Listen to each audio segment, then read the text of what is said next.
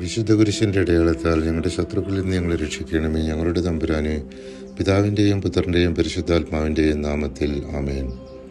തോബിത്ത് തൻ്റെ മകൻ തോബിയാസിനെ മാതൃകാ ജീവിതം നയിക്കുവാൻ ഇപ്രകാരം ഉപദേശിക്കുന്നു: മകനെ, ജീവിതകാലം മുഴുവൻ നമ്മുടെ ദൈവമായ കർത്താവിനെ ഓർക്കുക. ഒരിക്കലും പാപം ചെയ്യുകയോ അവിടുത്തെ കൽപ്പനകൾ ലംഘിക്കുകയോ അരുത്. ജീവിതകാലം മുഴുവൻ നിന്റെ പ്രവൃത്തികൾ നീതിനിഷ്ഠമായിരിക്കട്ടെ. അനീതി പ്രവർത്തിക്കരുത്. നിന്റെ പ്രവൃത്തികൾ സത്യനിഷ്ഠമായിരുന്നാൽ എല്ലാ ചെയ്തികളിലും നിനക്ക് ഐശ്വര്യം കൈവരും. നീതിനിഷ്ഠയോടെ ജീവിക്കുന്നവർക്ക് നിന്റെ സമ്പാദ്യത്തിൽ നിന്ന് ദാനം ചെയ്യുക. ദാനധർമ്മം ചെയ്യുന്നതിൽ നീ മടി കാണിക്കരുത്. പാവപ്പെട്ടവനിൽ നിന്ന് മുഖം തിരിച്ചു കളയരുത്. അപ്പോൾ ദൈവം നിന്നിൽ നിന്ന് മുഖം തിരിക്കുകയില്ല. തോബിത്ത് 4-ാം അധ്യായം 5 മുതൽ 7 വരെയുള്ള തിരുവചനങ്ങൾ.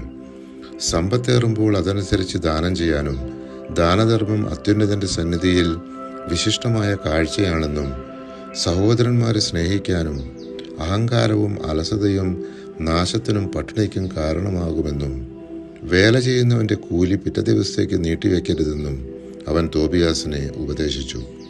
ഉന്മത്തതയും മദ്യപാനവും ഉപേക്ഷിക്കാനും വിശക്കുന്നവനുമായി ഭക്ഷണം പങ്കിടുവാനും നീതിമാന്മാരുടെ ശവകുടീരത്തിങ്കൽ അപ്പം വിതരണം ചെയ്യുവാനും അവൻ മകനെ ഉപദേശിച്ചു. തോബിത്ത് തോബിയാസിനോട് താൻ മേദിയായിലെ ഗബ്രിയാസിൻ്റെ പുത്രൻ ഗബായേലിൻ്റെ പക്കൽ 10 താലന്ത് വെള്ളി ഏൽപ്പിച്ച കാര്യം അറിയിച്ചു. അത് തിരിച്ചു കിട്ടാൻ രേഖകൾ തോബിയാസിന് കൊടുത്തിട്ട് അവനോട് ആരെയെങ്കിലും കൂടെ കൂട്ടി അത് വാങ്ങി വരാൻ നിർദ്ദേശിച്ചു.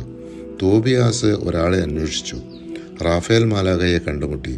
എന്നാൽ തോബിയാസ് അതാരെന്ന് മനസ്സിലാക്കിയില്ല. തോബിയാസ് റാഫേലിനെ വീട്ടിലേക്ക് ക്ഷണിച്ചു.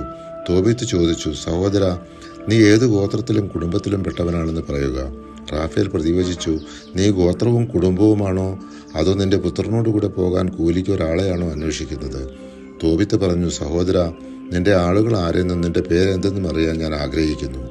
അവൻ പറഞ്ഞു: നിന്റെ ചാർച്ചക്കാരിൽപ്പെട്ട മഹാനായ അനനിയാസിൻ്റെ പുത്രൻ അസറിയാസാണ് ഞാൻ.